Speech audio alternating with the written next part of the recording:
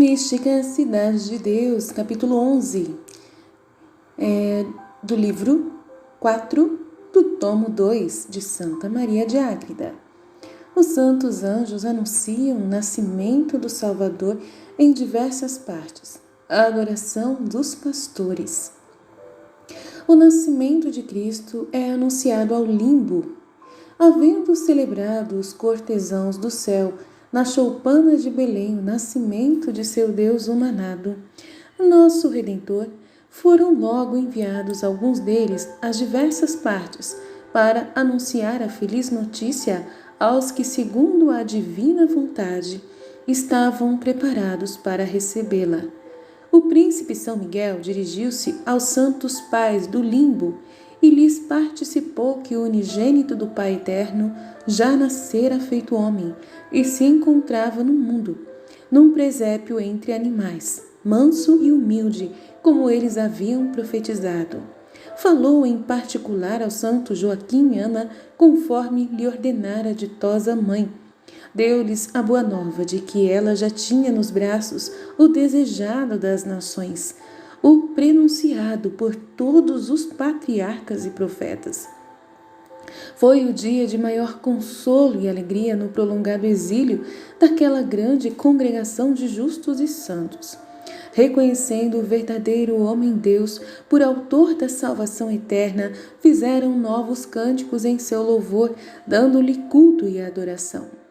Por intermédio do celeste embaixador São Joaquim e Santa Ana, pediram à sua Santíssima Filha Maria que em nome de ambos reverenciasse ao menino Deus, bendito fruto de seu virginal seio.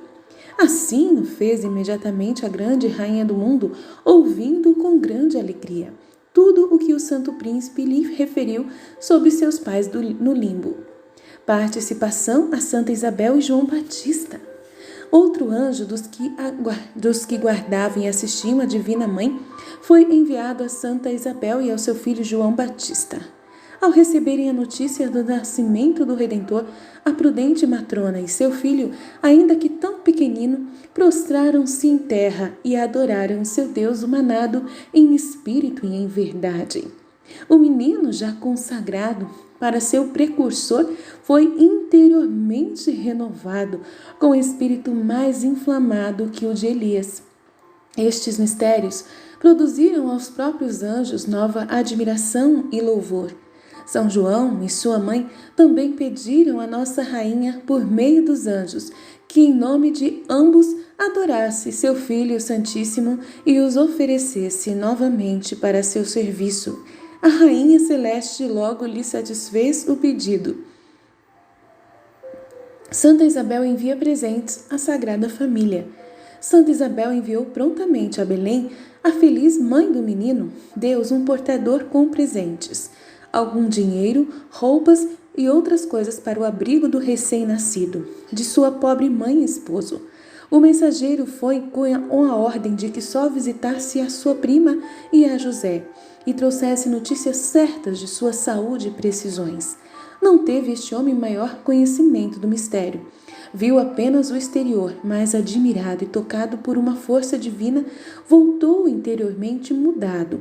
Com admirável júbilo, narrou a Santa Isabel a pobreza e a amabilidade de sua prima, do menino, de José e os efeitos que sentiu ao vê-los.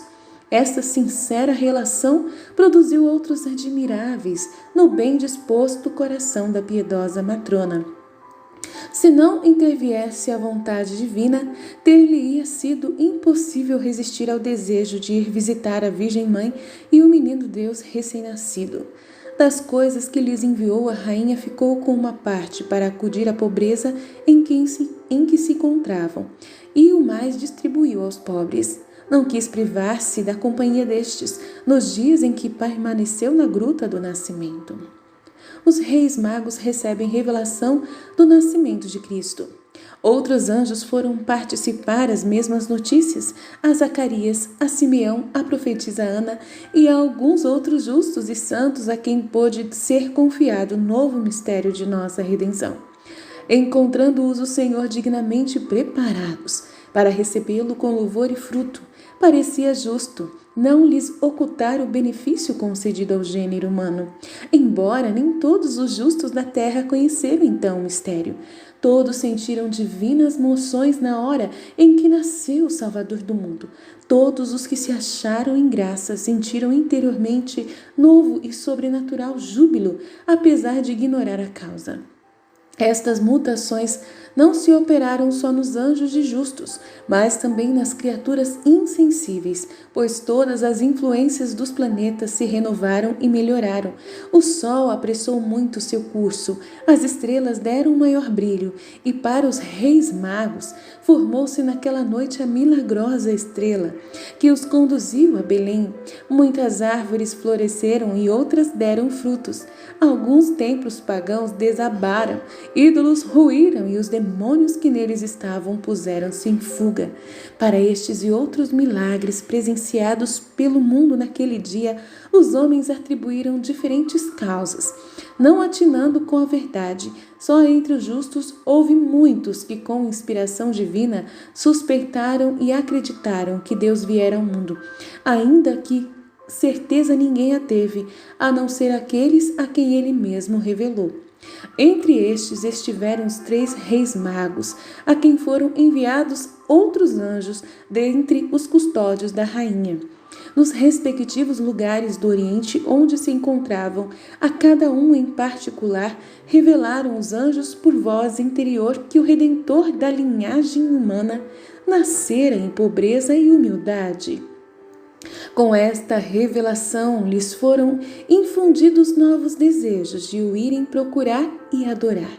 Em seguida, viram a mencionada estrela que os guiou a Belém, como direi adiante. Revelação aos pastores. Entre todos os favorecidos, foram muito felizes os pastores daquela região que, acordados, guardavam seus rebanhos na mesma hora do nascimento. Velavam naquele honesto trabalho aceito das mãos de Deus, pobres, humildes e desprezados pelo mundo. Justos, simples de coração eram dos que entre o povo de Israel esperavam e desejavam fervorosamente a vinda do Messias, dela sempre falando frequentemente. Tinham maior semelhança com o autor da vida, na medida em que mais distantes se achavam do fausto vaidade, ostentação mundana e sua diabólica astúcia. Em suas nobres qualidades representavam o bom pastor, que está presente em João 10:14, das almas, o bom pastor das almas, que vinha reconhecer suas ovelhinhas e ser por elas reconhecido. Por se encontrarem em tão boas disposições, mereceram ser convidados pelo próprio Senhor, como primícias dos santos. Foram os primeiros dentre os mortais a receberem a revelação do eterno Verbo humanado e a lhe darem louvor, obséquio e adoração. Foi-lhes enviado o arcanjo São Gabriel, que lhes apareceu em forma humana, visível, com grande resplendor de puríssima luz. Cântico dos Anjos. Repentinamente viram-se os pastores rodeados de celestial resplendor, e pouco habituados a tais revelações, encheram-se de grande medo com a visão do anjo. Animou-os o santo príncipe: não tenhas medo, bons homens, anuncio-vos uma grande alegria. Hoje nasceu para vós o Senhor, Cristo Senhor, na cidade de Davi, o Salvador. Por sinal desta verdade, achareis um menino envolto em panos num presépio. A estas palavras do anjo sobreveio de improviso grande multidão de celestial milícia, que com doce e harmoniosa voz louvaram ao Altíssimo cantando: glória a Deus nas alturas e paz na terra aos homens de boa vontade. E repetindo este divino cântico tão novo no mundo, foram desaparecendo os santos anjos. Tudo isto sucedeu na 4ª vigília da noite. Com esta visão angélica ficaram os humildes e ditosos pastores cheios de luz divina, abrasados de fervor e ansiosos pela felicidade de ver pelos olhos o mistério altíssimo que já haviam percebido pelo ouvido.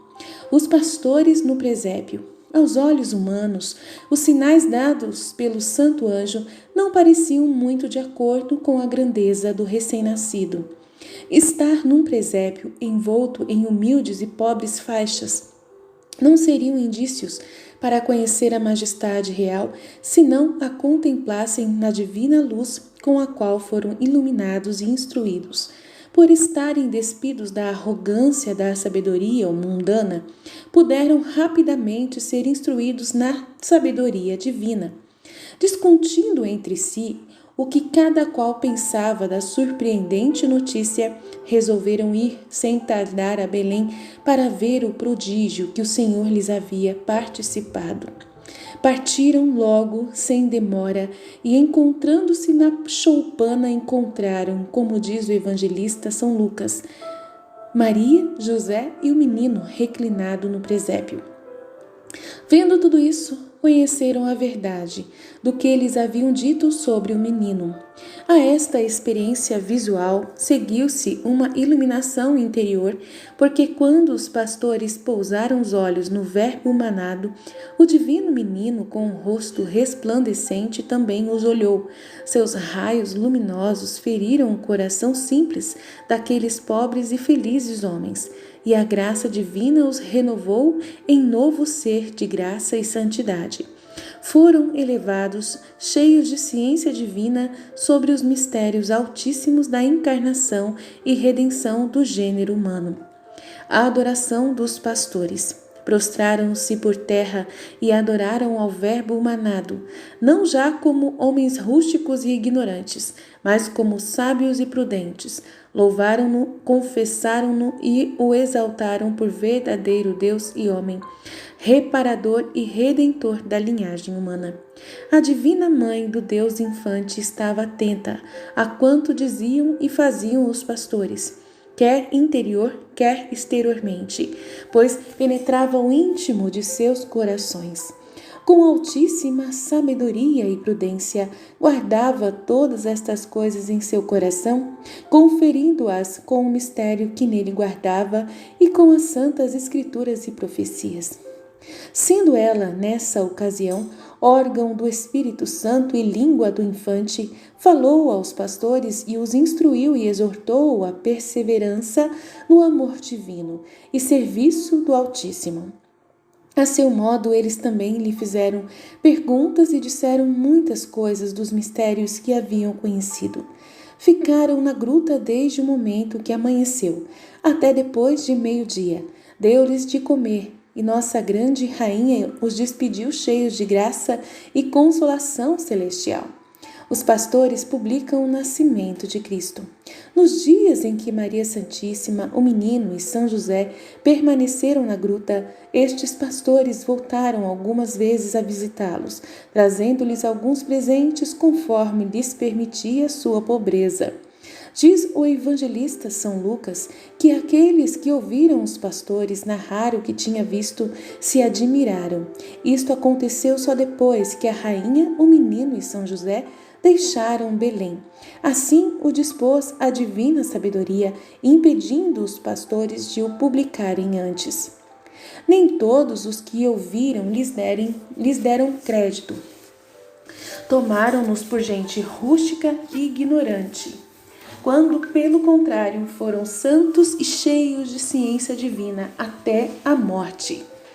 Herodes foi um dos que acreditaram, não por fé ou piedade santa, mas pelo péssimo temor mundano de perder seu reino. Entre os meninos que ele mandou matar, alguns eram filhos destes santos homens que mereceram também essa grande felicidade, e os ofereceram com alegria ao martírio que desejavam sofrer pelo Senhor que já conheciam. Doutrina da Rainha do Céu, Maria Santíssima. Esquecimento dos mistérios da redenção. Tão presencial quão frequente é o esquecimento e pouca advertência dos mortais pelas obras de seu Redentor, tendo elas sido tão misteriosas, cheias de amor, misericórdia e ensinamentos para eles, tu foste chamada e distinguida filha, com ciência e luz para não incorrer nesta perigosa ignorância e grosseria. Quero que nos mistérios que descreveste agora atendas e ponderes o ardente amor de meu Filho Santíssimo em comunicar-se aos homens, logo que nasceu no mundo, para sem demora fazê-los participantes do fruto e da alegria de sua vinda. Não reconhecem os homens esta dívida, porque são poucos os que compreendem quanto devem a tão singulares benefícios, assim como foi pequeno o número dos que viram o Verbo manado ao nascer e lhe agradeceram a vinda. Ignoram, porém, a causa de sua infeliz cegueira, que não procedeu, nem procede do Senhor e de seu amor, mas sim dos pecados e más disposição dos homens. Se este mau estado não desmerecesse e não servisse de impedimento, a todos ou a muitos seria concedida a mesma luz que foi dada aos justos, aos pastores e aos reis. Tendo sido tão poucos, entenderás quão infeliz era o estado do mundo, quando o Verbo dele nasceu, e o desditoso de agora, apesar de possuir maior conhecimento, tem tão pouca lembrança para a devida correspondência. Falta de fervor na Igreja. Reflete agora na indisposição dos mortais atualmente, quando a luz do Evangelho se encontra tão clara e confirmada com as maravilhas que Deus tem operado em sua Igreja. Apesar de tudo isso, são tão poucos os perfeitos que se querem dispor para a maior participação dos frutos da redenção. E não obstante ser tão vasto o número dos nécios e tão desmedidos dos vícios, pensam alguns que são muitos os perfeitos, só por não os ver tão atrevidos contra Deus. Não são tantos como se pensa, e muito menos do que deveriam ser, quando Deus é tão ofendido pelos infiéis e tão desejoso de comunicar os tesouros de sua graça, Santa Igreja, pelos méritos de seu unigênito feito homem. Adverte, pois, caríssima, a que te obriga a notícia tão clara que recebes destas verdades. Vive atenta, cuidadosa e solícita para corresponder a quem tanto te beneficia.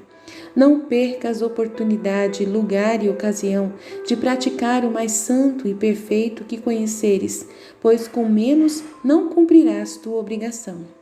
Vê que te admoesto, mando e constranjo a não receberes em vão favor tão singular. Não guardes ociosa a graça e a luz, mas age com plenitude de perfeição e agradecimento.